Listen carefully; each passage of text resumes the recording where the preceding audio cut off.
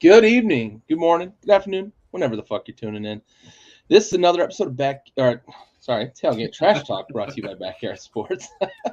I got Bentley with me. He is him. How you doing, bud? Yeah, they must have amnesia because they forgot that I'm him. I'm great, man. I'm great, dude. I'm excited to be here. Once again, I'm trying to find and locate Lou Holtz.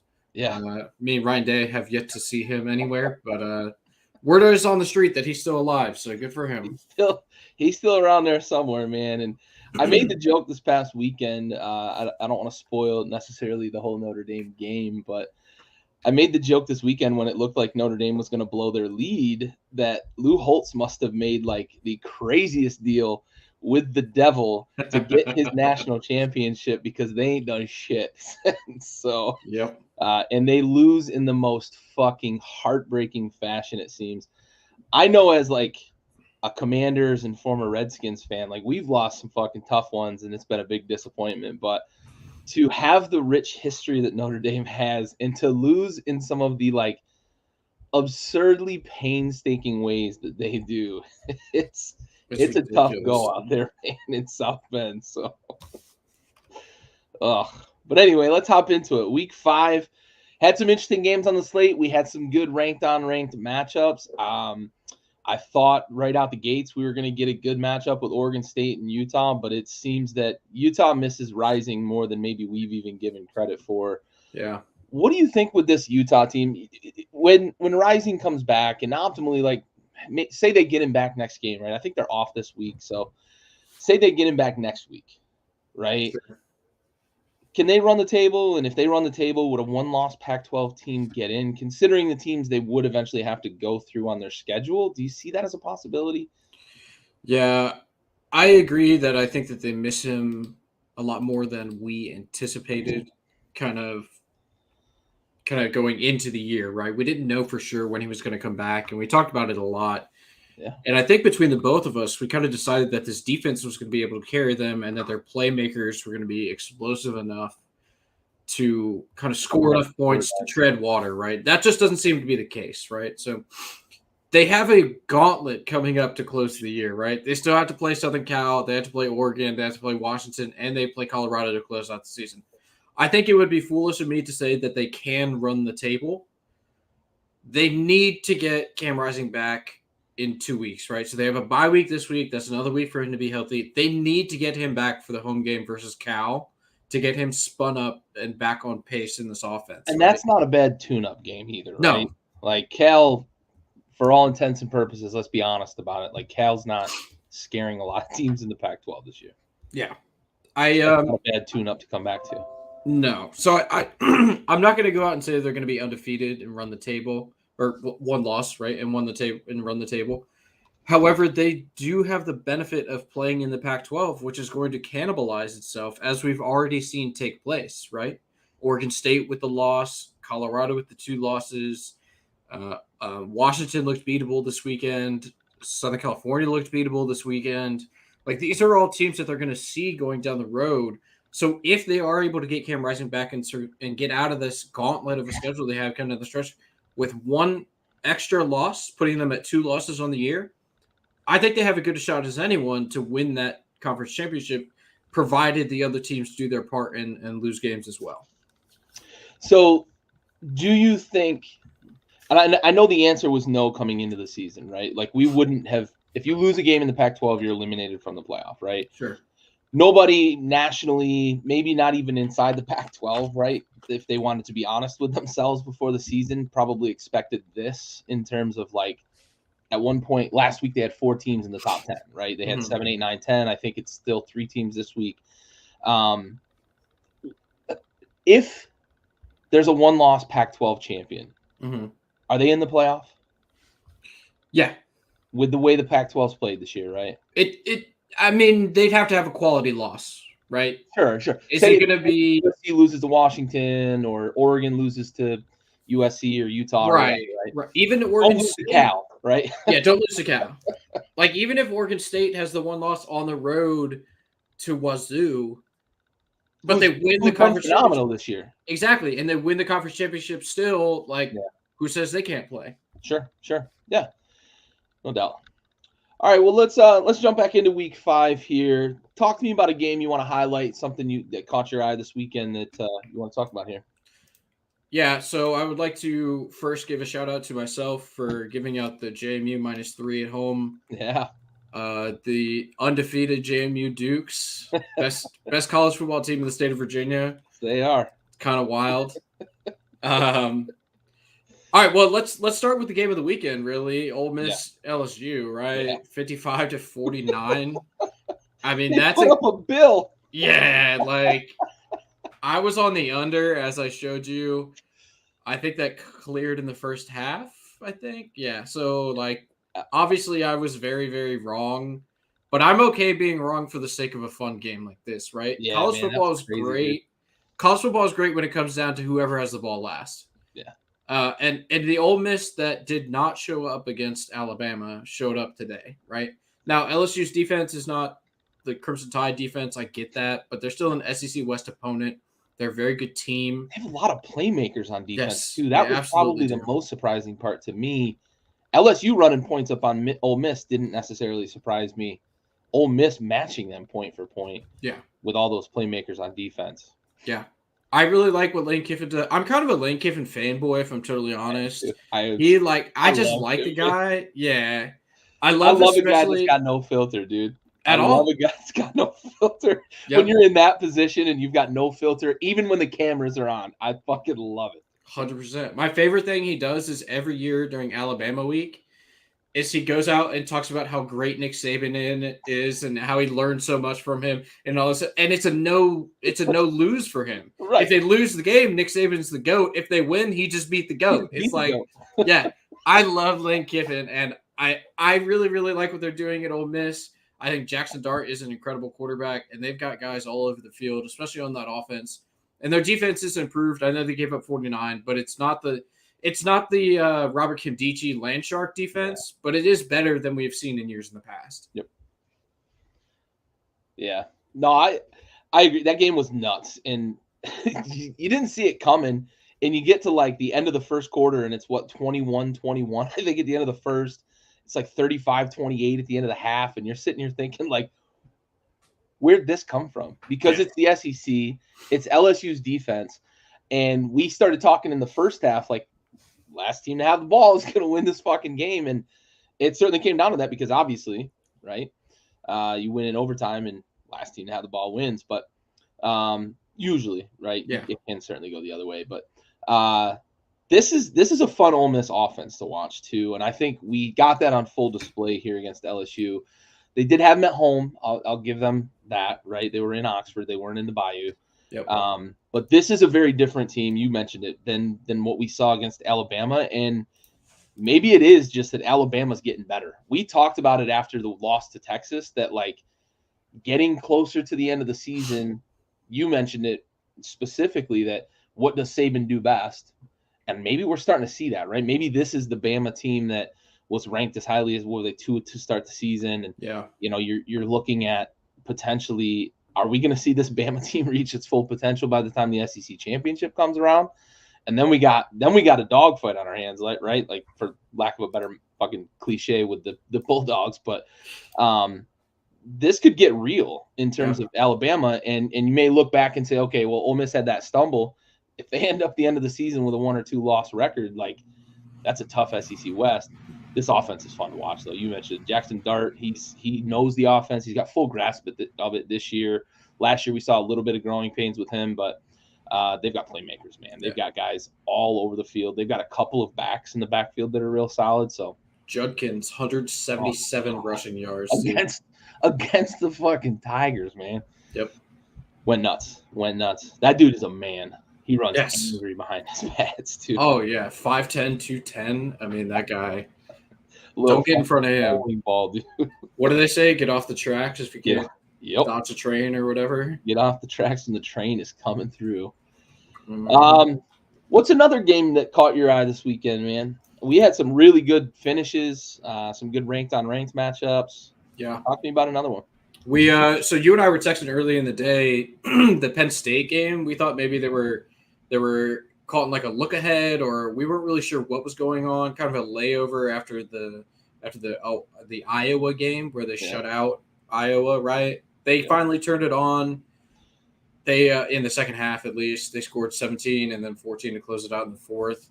They look like a team that's going to be formidable once again in the Big Ten. I know you picked them early in the year to make the playoff, and I kind of wavered. And I gave you my reasons last week. Aller's passing stats and everything declining, but I really liked what I saw out of them in the second half of that game. Yeah. James Franklin kind of get them to pull their head out of their ass and figure it out going down the stretch. So I was very impressed with the second half that they played. It can be sleepy there in Chicago at 11 o'clock kickoff. Yeah, but they figured it out for whatever reason. Made the joke during the week that they were having silent practices. Yeah. Like, why would you give any team ammunition, let alone a team you should fucking boat race, right? Yep. Don't give them any reason to compete. Fun stat with Penn State: they are 4-1 against the spread. In their covers, they've covered by a total of 7 points, I believe. They've covered by the hook twice. Yep. And both of those were like last second covers. It was crazy. They're right on the Vegas number like every week. So if you're betting Penn State at all, like I have been all year, you're fucking sweating every week with this team. But I'm with you. It did seem like they were sleepwalking in the first half. Aller came out, played a much better second half, and I think that kind of changed things up for the offense. They got a little bit going in the passing game, and then the running backs really kind of took over. I also think they started to lean on the Northwestern defense in the second half with that big, strong NFL offensive line. Yep. And that really changed the game. I kept thinking in the first half, like, this sucks because I have them as like my number 2 team on my totem, and this is the egg that they're laying. Yep. But second half, they woke up, and I kept thinking in the first half, like, they're gonna wake up, right? They're gonna wake up, right? Like, and then it got to the end of the first half, and I'm like, well, that ticket's fucking juiced, but they did end up covering by 1 point. Yep. Shout out for them. Shout out. But every week. I want to talk about Notre Dame Duke because I know we had some equities in this. We've got a Duke basketball fan in the house, but I think you've come around. You've got you've kind of been on the Duke train from the beginning of the season with Riley Leonard, and what they do defensively is crazy. But on that defensive note, I don't know what happened. I don't know if they overthought it or what, but that 3rd and 16 that Sam Hartman ended up converting with his feet, Duke was aggressive all fucking day.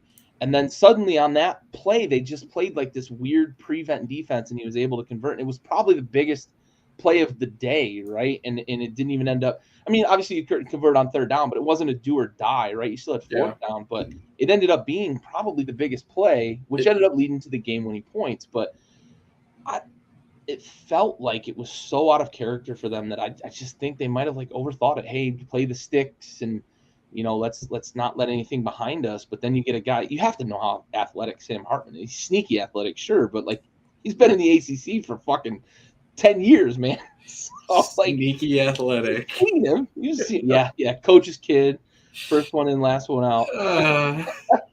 Real grinder of a guy. But I just like this is sort of you felt like this was Notre Dame kind of fucking laying another egg late in the game. A game that, to be honest, Notre Dame at points in the game, I would look at the scoreboard and I'm like, how is Notre Dame not up by a lot more? Because they really were stymieing Riley Leonard. They were really putting it to the Duke offense and shutting down those playmakers on the outside. And they were kind of moving the ball. Estime had a pretty good game, didn't have a killer game, but it just kept looking at the scoreboard like, ooh, is Notre Dame going to let them come back late in the game? Like, this just feels like one of those fucking Notre Dame games. And they pulled it out. I guess the ghost of Lou Holtz, wherever he's at, didn't cost them this one. Yeah, that Hartman run you were talking about was actually on 4th down. It was a 4th and 16. Yeah, even worse. And then they get to 4th and 16. They throw an incomplete pass, and then Estime goes for 30 yards in the touchdown, which is crazy because prior to that he had 17 carries for 51 yards. Yeah, like, that's not super great. And we like to talk about Duke's defense and what they've done, right? So they did hold Notre Dame to 21, which is impressive because all the reasons you just mentioned, like Sam Hartman Sam Hartman being the stud, he's seen everything there is to see in college football, right? But what Notre Dame He did was on around when the the wing tee was still popular. I think he still is younger than Justin Herbert, right? Or older than Justin Herbert. I don't know. Yeah. Herbert's been in the league for fucking 3 years. Yeah, right. But what Notre Dame's defense did, I thought was very impressive. They held the running backs. So Riley Leonard was the leading rusher for Duke, right? That's not a recipe for success. He's not Lamar Jackson. He's not Vince Young, right? He's got to feed the ball to his running backs, and they only had 96 yards rushing between the two of them. Their two main backs, right? Riley Leonard had the most rushing attempts. Yeah. Now we get it. He's a stud. He's an athlete. Like a major part of their offense is the quarterback run game, but their offense is predicated on running the ball with those two big backs that they have, and they like to move the chains and control the clock. And when they're not able to do that, you said it, you give Sam Hartman enough chances, he's going to figure something out. Yep. And converting that 4th and 16, it was like Patrick Mahomes all over again on Monday night, or they play Monday, Sunday? I don't know. Sunday night. Yeah. Just figuring it out. It's always speed to the defender +1. He's just fast enough. And Sam Hartman went for 17 yards on a 4th and 16, and Duke, they kind of crumbled after that, right? But shout out to Riley Leonard for not breaking his ankle. It's only an ankle sprain. Oh God, yes. That's and I do want to shout that out. I put it on the page, but I do want to shout that out that when Holly Rowe is interviewing Sam Hartman after the game, you can clearly tell like he is very disinterested in what's going on. Yeah. And he's looking at the Duke sideline because you can see the Notre Dame sidelines behind him. He's clearly looking, trying to get some sort of sign. Yeah. And the crew in the booth is talking about how they have a relationship, an existing relationship. And he goes through and kind of answers the questions, but it's clear he's not really listening. He's just kind of giving like sound bites, right? The defense did great. The offensive line was awesome. Yeah. We stuck with it, blah, blah, blah. And then you get to the end of it and he's like, all right, cool. I need to go check out Riley. I want to make sure that he's all right. And he goes and you see him after that, even still Riley's in the blue tent.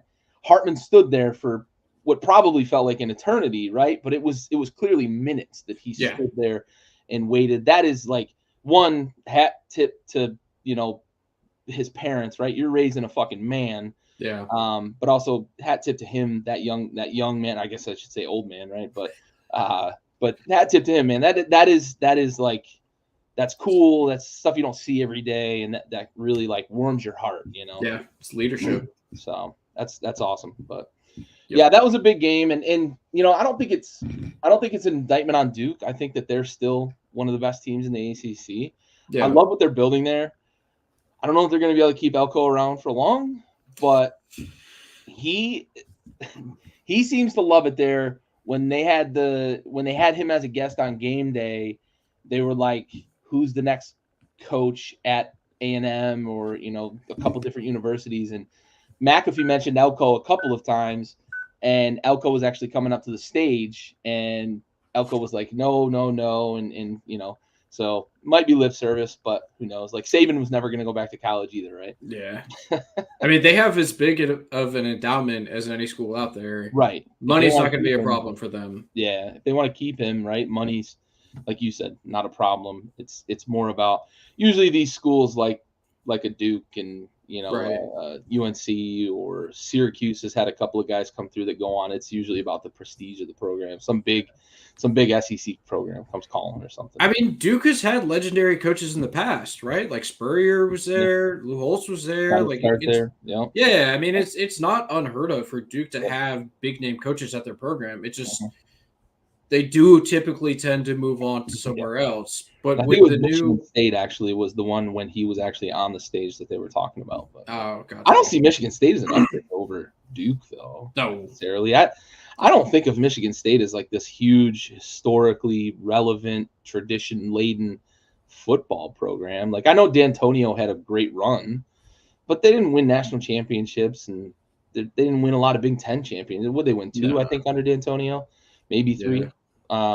And he was there for fucking 15 years, 18 years. They named the basketball stadium after him. Yeah. Which is weird. That is weird. That is weird. Very strange. Yeah. Anyway, what else from this week you want to talk about? Should we talk about Southern California almost blowing We a have 24-point lead to Colorado? yeah. I mean, shout out Ryan and I did this exercise today at work while we were working, obviously, Yeah. multitasking. And we did a yeah. He asked me how many quarterbacks I think go in the first round this year. So we pulled up Tankathon and whatever their mock. And I said 4. No, I said 3. And there were 4. And the fourth that I did not think of was Shador Sanders. Shador Sanders is completing 75% of his passes He's on an leading the offensive country. on an offensive line that I think you and I might could play on. Bro. I mean, that man is under pressure every single time he takes a snap. Yeah. And Omarion Miller, freshman, played 11 snaps prior to the second half. 11 snaps in the season prior to the second half of that game. Comes out and goes for like $190 and absolutely torches that Southern Cal secondary. And it takes a borderline heroic effort from the SC defense to not give up that lead. And it took all of the points that Caleb Williams gave them. All of them. All of the points that Caleb Williams could score that day to not blow the lead and allow Dion and Shador to come back and win that game at home. I'm 100% confident if Colorado recovers that onside kick, we are talking about an upset right now. At least overtime. That's for sure. At least, yeah. Yeah. It's crazy. It's crazy. Yeah. Washington, I don't believe that Washington is on SC schedule. They are.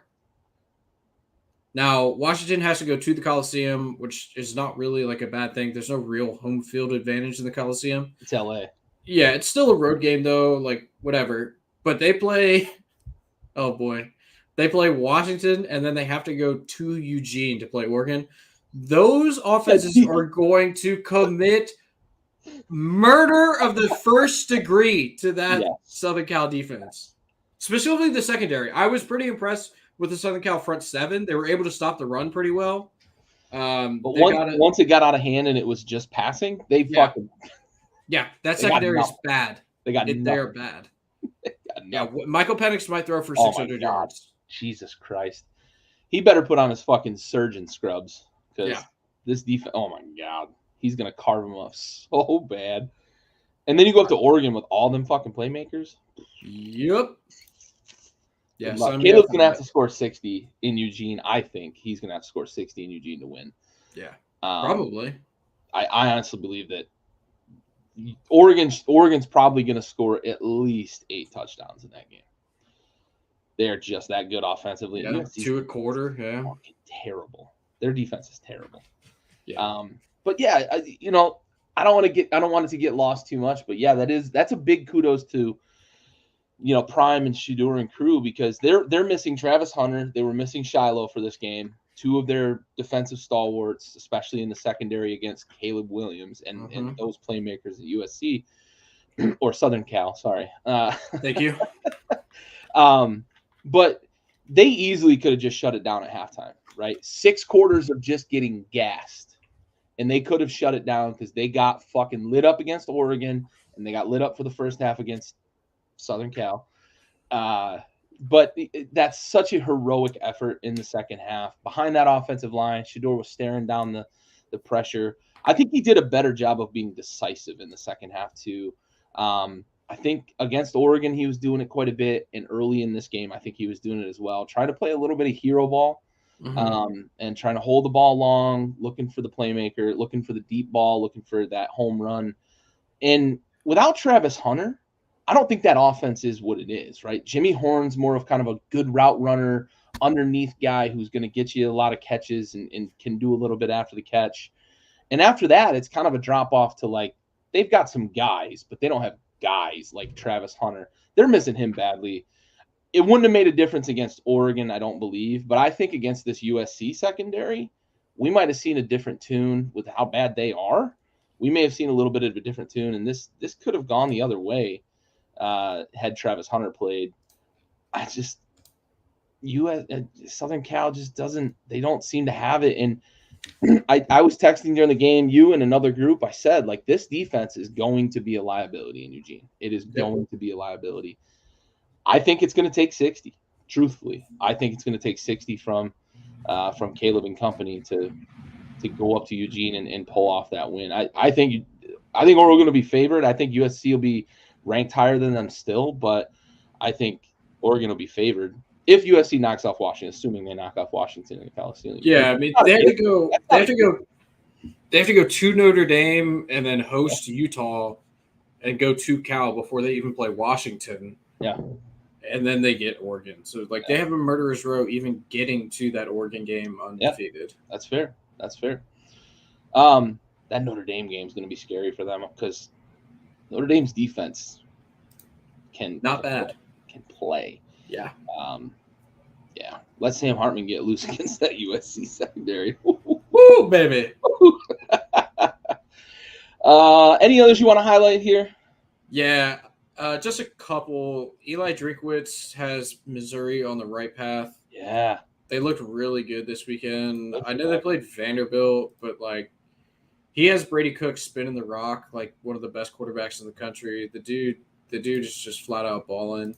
Yep. They looked really, really good. Kentucky looked really good. They manhandled Florida at home, put up 33 on the Gator defense. Yep. And then one last one, just because the fuck out of Florida. They did. They ran the ball all over them. The running back went for 280 in 3 tugs, dude.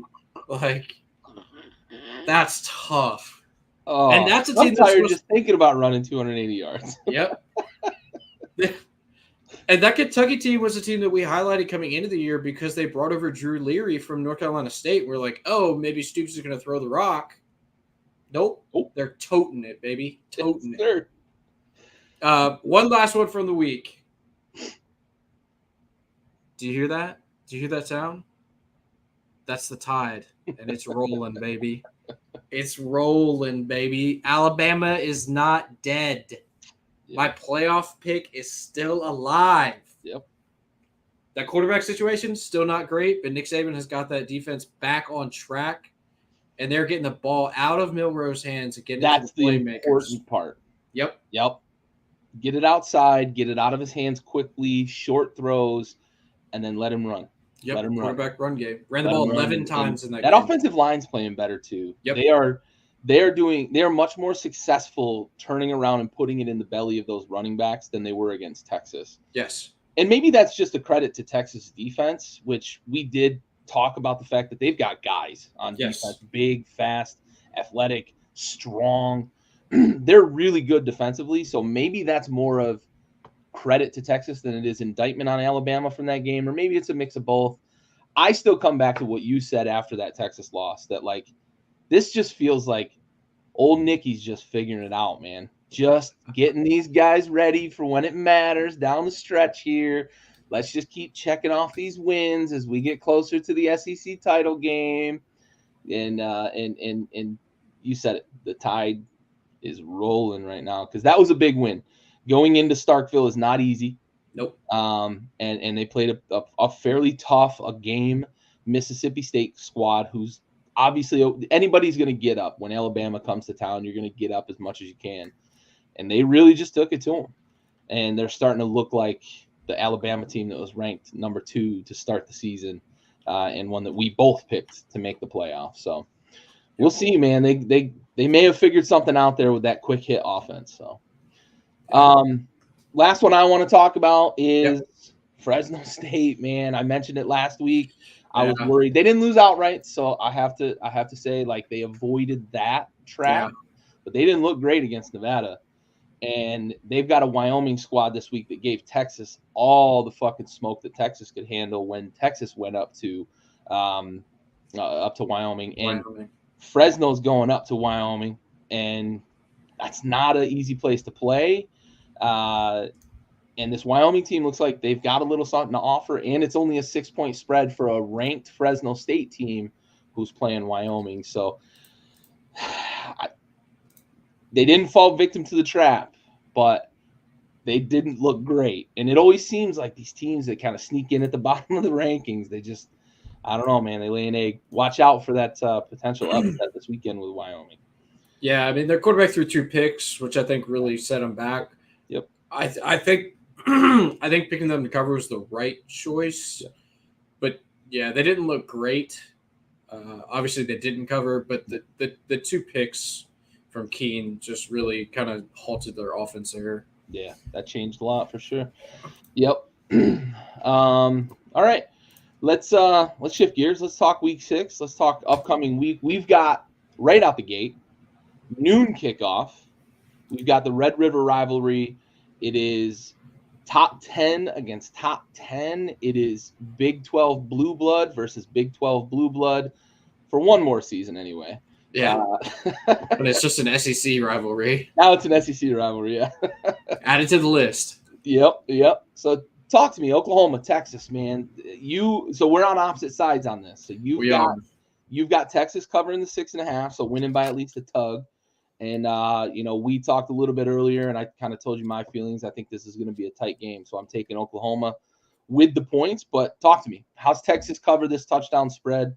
And what's this game going to look like, man?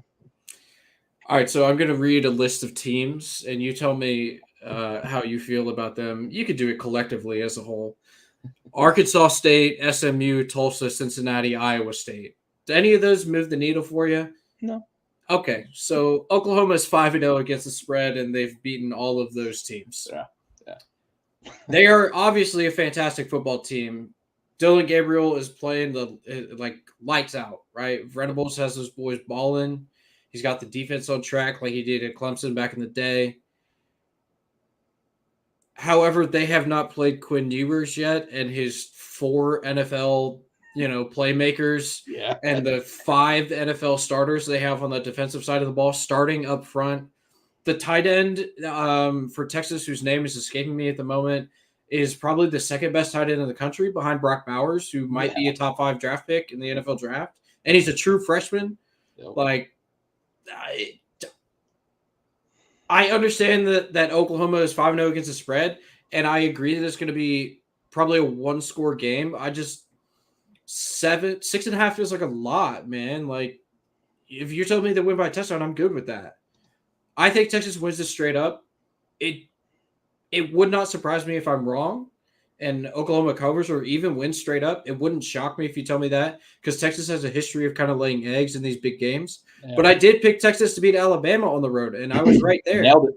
Yeah, I mean, I think this Texas team is that good. I picked them before the season started to make the playoff. To make the playoff, you have to win this game. Yep. As somebody who lived in Texas for a number of years, I'm going to borrow a phrase from a good friend of mine who was born there. I'm sticking to my guns, dude. I'm sticking to my guns. I'm taking Texas. I'm taking the points. Shout out Arlington Stadium. What's up, Jerry Jones? So I'm going to borrow a phrase from a buddy of mine who's also from the great state of Texas, who never lets me forget that it's the great state of Texas, who is a huge Horns fan.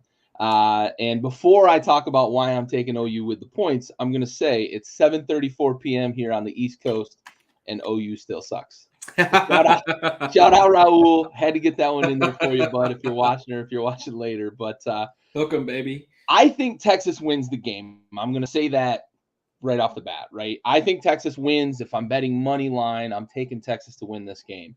But Venables does have the defense playing better. I like what I see from them. I know they've not played great teams, but they've played a couple of teams that have really good offenses. SMU's got a good offense. I think that I just like the discipline that I'm seeing them play with. They're not getting broken coverages, giving up a bunch of points to teams they shouldn't be giving points up to. They're covering spreads that they should cover, beating up on bad teams when they should be beating up on bad teams. One big worry is they haven't been tested. You're absolutely right that they have not been tested. Texas played Oklahoma or Alabama. Texas also played on the road against what looks like a better Wyoming team than I thought they would be entering the season. And they've been tested. They've been tested in tight games. They've been tested against good teams. So I get all those arguments, but for me, it's Dylan Gabriel's healthy, which makes a huge difference for that offense. We saw how badly they played last year when Dylan Gabriel missed time, and we see how well they're playing once again this year when Dylan Gabriel's healthy. And the defense is playing better. Plus, it's a rivalry game, neutral site. I just think all those things add up to we're going to be talking about OU with the ball late, down a field goal with a chance to go down and tie the game up. And Texas is probably going to come up with that defensive stand to win the game. I've got Texas, but I've got them by a field goal. I like that. It's a good pick. I'm looking forward to an exciting game as well. So maybe I'm making a little selfish pick there. It's a good way to start off the weekend, man. Oh, what a way that would be for sure, dude. The Red River game, if it comes down to a fucking last second stop on defense or whatever, that'd be fucking phenomenal. All right. Another game. What you looking at here highlighting? Well, if we're going to start the weekend off right, we may as well talk about Ohio State and Maryland, man. Yeah. Maryland freaking 5-0 this year, dude. Ohio State, I know that last week I gave them a lot of praise for kind of figuring it out on the offensive side. You know, they laid the smackdown on, oh boy, whoever it was they played before Notre Dame. And then the Ohio State of old probably goes into Notre Dame and loses, right? Yeah. But they figured a way to come out. But then, yeah, at the same time, I say Notre Dame always loses big games. I don't know. I'm talking out of both sides of my mouth here, right? Ohio State has a history of losing big-time games, though, on the road. Like, it's just factual. They kind of do, yeah? Yep. That being said, I don't expect them to lay an egg this weekend against Maryland. I had brought up the point where, like, all of these national title teams that Ohio State has fielded have not had a great quarterback, but have had a solid defense and good positional players, right? It's the same strategy going in this week. They're not going to ask their quarterback to go out and win this game for him. They're going to rely on the defense, and he's going to throw the ball to Marvin Harrison Jr. He's going to hand it to Virginia legend Travion Henderson, and they're just going to go out there and they're going to get it done and hand Maryland their first loss by 20 points. Hopefully. But that's another noon game, right? That's probably the Big Ten noon kickoff, right? Yeah, I think it should be a fun game. There should be at least a lot of points from one side of the house. Yeah, for sure. So, quick little stat. I know you love your stats. We love our stats here. So, Talia Tagovailoa, Tua's little brother, moved into the top 10 this past weekend. He went over 9,500 passing yards for his career. Moved into the top 10 in the Big Ten, right? And I got thinking, like, we've seen a lot of really prolific college quarterbacks not end up making it in the NFL. Sometimes it's because, like, the guys that do make it in the NFL only start a couple of years and then they move on because they've got that NFL potential, right? So I was like, I'm really curious. I want to see who else is in the top 10, right? So here are the 9 guys in front of him. Curtis Painter from Purdue, Adam Weber from Michigan or Minnesota, Drew Brees from Purdue, Clayton Thorson, Northwestern, Sean Clifford, Penn State, Brent Bazinas, Northwestern, Trace McSorley, Penn State, David Blau, Purdue, and Chad Henne of Michigan. Yep. Of that list, we have five guys that actually made it to the NFL, 4 who played more than one season, and really 2 that stuck, right? Chad Henne has been a career backup. Drew Brees is one of the 5 best quarterbacks to ever play the game, right? Maybe 5 most prolific quarterbacks. Yeah. I won't start that debate right now about best. 5 most prolific quarterbacks to ever play the game. So I just found that really interesting that, like, Tally is joining that company of, like, breaking into the top 10, and you think 9,500 career passing yards is crazy. And then you look at who else is in his company. It's all these guys that couldn't make it to the NFL, so they stuck around in college for 3-4 years. Yep. That's kind of how college works, though, isn't it? It does for sure. But yeah, you know, I'm with you that I think this game is going to be interesting because I think that Maryland gets up for these kind of games. Maryland's got an offense that can score points. I just talked about how prolific Talia is. I've got Maryland plus the points. I think that it's just too many, dude. Yeah. You're talking 20 points they've got to cover by. I don't know. You know, is Ohio State right now, is that Ohio State offense clicking on those kind of cylinders that I think they can just go in and go through the motions and you know, kind of trounce Maryland? I don't think so. So I'm taking the 19.5. I just think it's too many points. I agree. What else? So last segment, I shouted out Eli Drinkwitz for getting Missouri back on track and having them headed in the right direction. I think they win again this weekend, man. They got LSU coming on the road. You got a money line. Yeah. That's spicy. I like it. That's spicy. Yeah. I mean, I'm Okay. obviously you're going to take them to cover, but like they're playing Yeah. at home. LSU has been proven that, or LSU has proven that they can be had in a high scoring game. And like I said, Brady Cook is balling out of control right now. Yeah. I think Missouri wins this game, and it wouldn't shock me if it's not particularly close. Ooh. I think that Missouri's defense is better than Ole Miss's defense. Okay.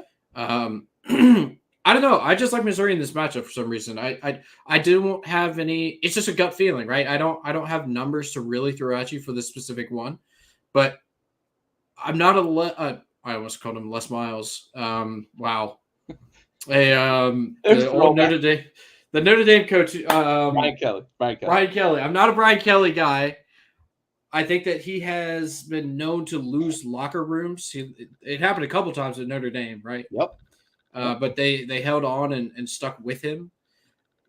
I think it's easier to lose a locker room at LSU, especially Eddie O fucking lost it overnight, man. Yeah. Yeah. So I'm not saying that he's going to lose his job, right? But I'm not convinced that Jaden Daniels is the guy. He was super high in Heisman betting coming into the year. He was like the second favorite. It was crazy. I don't think he's that good. He's super talented, but I don't think he's a great quarterback, right? I expect Missouri to win this game. The only hiccup could be that it's a noon kickoff. I would much prefer it to be a night game, but I like Missouri in that one for sure. Yeah, I'm on LSU for the exact same reason, but the other side. It's just a gut feeling for me that I feel like LSU is going to show some pride this week. However, I fully endorse the fact that you just mentioned that Brian Kelly can lose a locker room. We did see it multiple times at Notre Dame. Somehow he kept his job. I know. Like me and buddies back then made the joke like he's got pictures of the AD doing something, right? Yeah. Like something illegal or whatever. Because he'd had some really piss poor ends to seasons, and it was clear the team didn't give a fuck to play for him. I know he is like known to be a very hard guy to play for as well. Yeah. He's an asshole, treats you like shit. He treats the fucking camera guys like shit. So I get it that he could lose the locker room. If they lose this game, absolutely probably could lose that locker room, and I could see LSU's season really spiraling out of control quickly. Yeah. They don't take that very well down there in the fucking bayou. No. So you know, right now if they lose this, I don't think that this necessarily like costs him his job. But if the rest of this season goes poorly because he's lost that locker room, that's what happened with Ed, right? Like Ed lost the locker room, lost the players. His message wasn't resonating. He didn't have Burrow and Chase and Jefferson and everybody anymore there on offense, and things went downhill really quickly down there in the bayou. They don't take the losing very kindly at LSU. So nope. I've got LSU covering only because I just have this feeling they're going to show some fucking pride this week and be really pissed off about that loss last week. The defense is stacked with guys that are going to play at the next level. Yeah. They just haven't seemed to be able to put it together. And I could be completely wrong. And I wouldn't be surprised because, as you mentioned, they are playing really well up there in Jefferson City. So I'm with you. They're in Springfield, not Jefferson City, but they're Columbia. I was way off. Fucking whatever. Anyway. Same state. Yeah. Missouri, the show me. But yeah, wherever they're fucking playing this weekend up there in the great state of Missouri, I just think LSU is going to show some pride, honestly. That's fair. I always think it's not Columbia because there's another college that plays in Columbia as well. And one that plays in Columbus. Yes. What else? You got another game you want to talk about? Yeah. Washington State is a 3.5-point underdog on the road to an unranked UCLA team that starts a true freshman quarterback. Yeah. Listen, I'm smashing that money line this weekend. I may pay the price for it because fuck Vegas. But I'm smashing that money line this weekend. Yeah. I don't understand that line at all. Cam Ward is a great quarterback, great college quarterback. The Washington State defense is better than people give it credit for. They're better in almost every unit, right? Like UCLA's got a couple of playmakers in the backfield, but like they're better in almost every fucking unit. They're better quarterback, better wide receivers, better defense. Like I don't know what we're doing. I think UCLA's defense is probably better than Washington State's. Think so? They have at least one first round guy. They're kind of off ball linebacker. I just Latu, feel I like believe is his Washington name. State defense has been playing better this year. Maybe that's what I'm Yes, trying to say. Washington Maybe State that's what I'm trying defense. to say. Wazoo's defense is perfectly fine. Yeah. They're not bad, right? Yeah. UCLA has a good defense though, but they are better at every other position. Like you said, Yeah. they have better skill players. They have a better quarterback than a true freshman, right? UCLA doesn't really have a home field advantage playing in LA. Los Angeles. Yeah, like it's an early game there. I think it's what 3 Eastern, so it's noon there. Like it's like a nooner there. Yeah, I'm probably gonna go with you and hit that money line for Washington State. I might even take them like -1.5. I get better odds. Spread, right? Get like lay a big juice. I mean, maybe like a teaser with them and Missouri if I could buy the points down one way or the other. Who knows? I mean, I might get a little frisky this weekend. Yeah. I got slaughtered last Saturday because I didn't bet my picks. Yeah, this past weekend was a fucking murder scene for me as well. So I got to rebound this week. Because last weekend was a fucking murder scene for me. Yeah. Both college and NFL. I took a beating. Tough. It's like that though. Vegas, man, they get smarter. They get their pound of flesh, man. Mm-hmm. Yeah, I like Washington State in that position. 3.5-point dogs on the road to an unranked opponent. Like I said, this starts a true freshman. That's crazy. Yeah. I don't understand that line at all, unless they know something that we don't. Cam Ward's not playing, maybe? I don't know. Don't tell me that. I looked at that line and I couldn't believe that. A field goal and a half, too, right? Yeah. Like, you're not going to tell me you're getting a hook.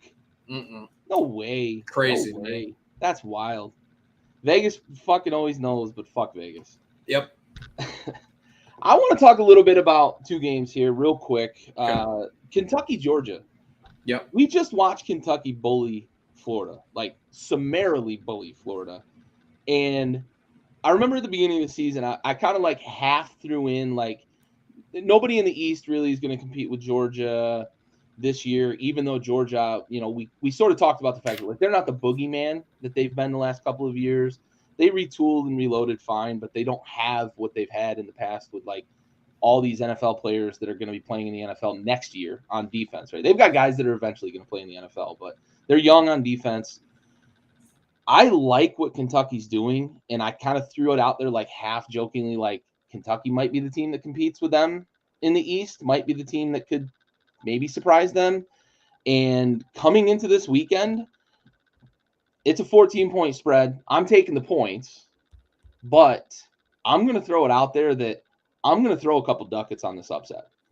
I'm going to throw some money at it because it's plus, I think it's like 950 right now. I think you're getting 9.5 to 1. No, it's not. It's 6.5 to 1, I believe, at 14 points. But I'm going to throw some ducats on it because I like what Kentucky's doing. I've always kind of had a soft spot for Kentucky. I don't know why with the football program. It seems like they always have these like flash in the pan seasons.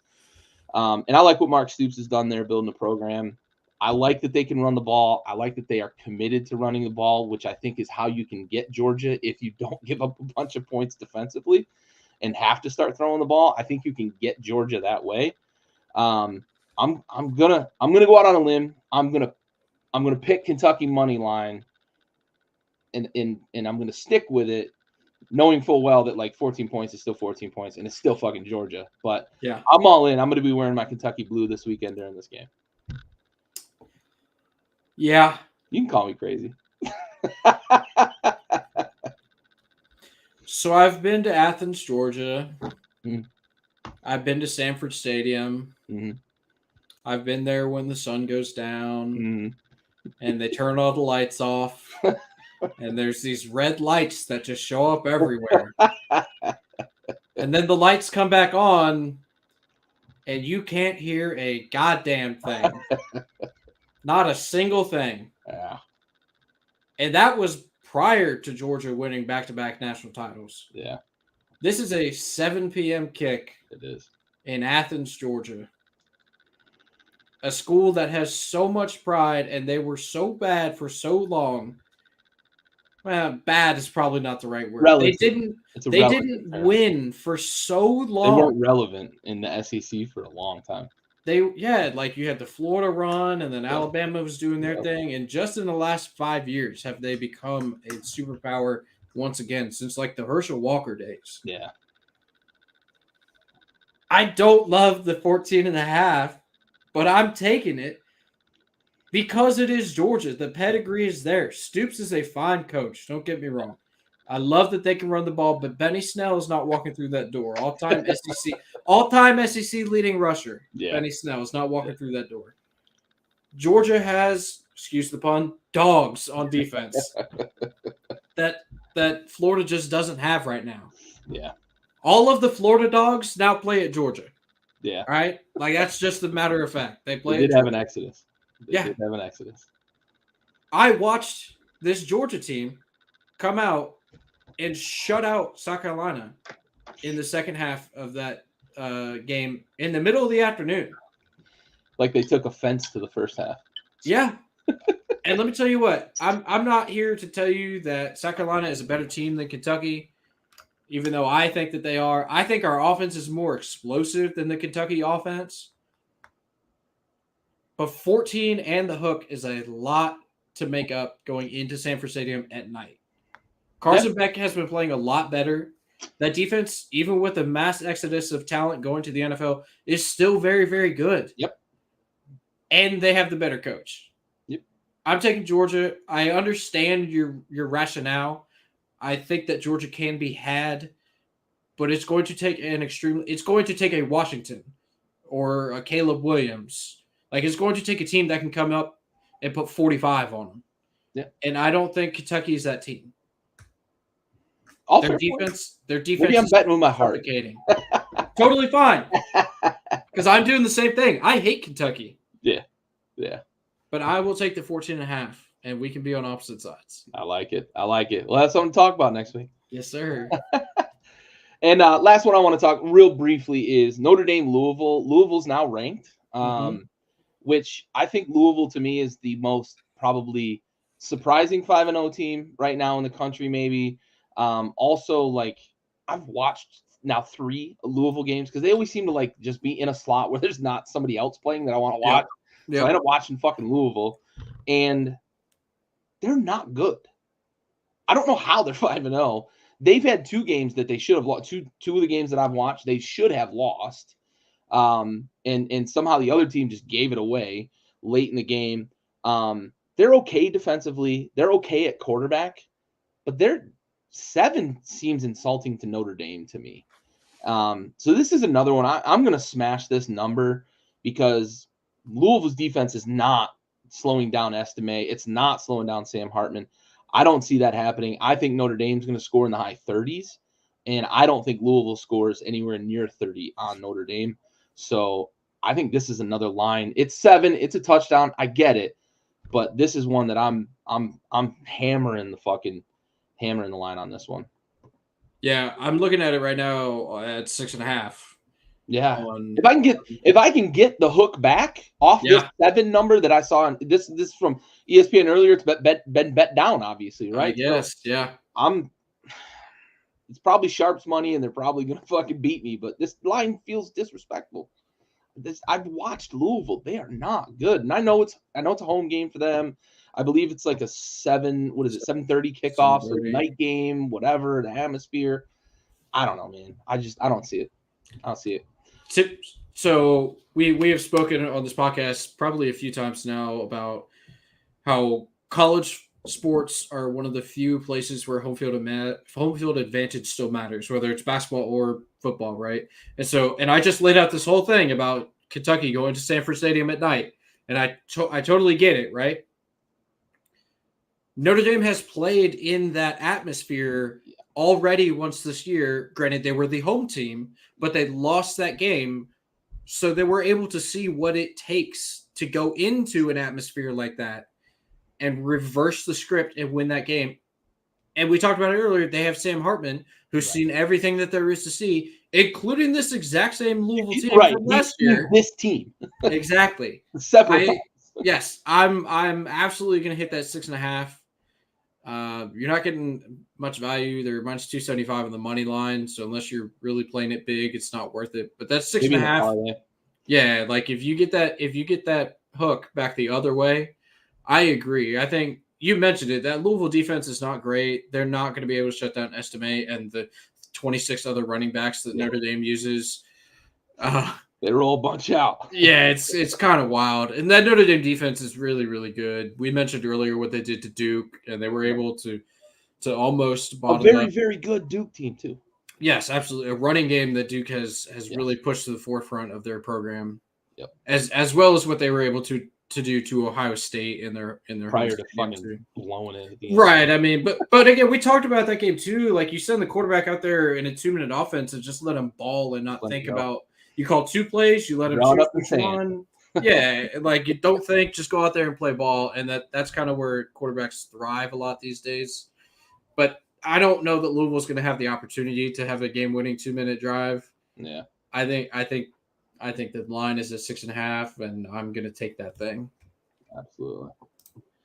All right, well, let's wrap things up here with our totem, our weekly totem. And I told you before that I got a little creative, and I added another creative.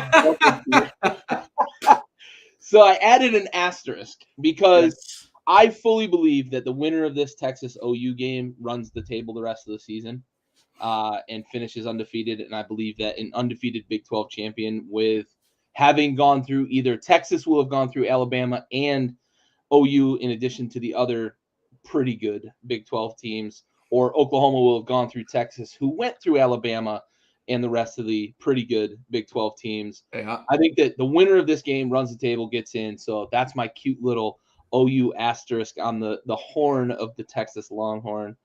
The rest of my totem stays the same. I'm still cheating with the Pac-12 over here and taking the Pac-12 champions going to get in because of how fucking good that conference is. You had a little shakeup here, though, at number 6. Mm-hmm. Most of yours stayed the same, but you snuck the old purple W in there. Yes, sir. UW, baby. Go Huskies. Go Huskies. Their offense. You've been buying Penix. I assume this has a lot to do with just how precise and surgical he's been with that offense. Yeah, I mean, he threw for 394 this past weekend in a game that was probably closer than it should have been. Yeah. But the guy, you walk into a stadium. Weirdly. What's that? They struggled to finish drives, weirdly. They did. And they have almost the same problem that the Eagles do in the NFL. Yeah. They're really, really good at scoring from 40 yards out, and they're really, really good at scoring from 4 feet out. Yeah. Right? They kind of struggle in the red zone, but they haven't really had to do a lot of red zone scoring because of the big playability that their receivers have. Couple that with a quarterback who's just phenomenal right now, playing lights out. They really haven't run up against a ton of opposition. But you go into a game against Washington and you're like, we're 40 points down just by showing up, right? Like the game starts 38-0, just about, because Washington scores so quickly and so early in these games. Yep.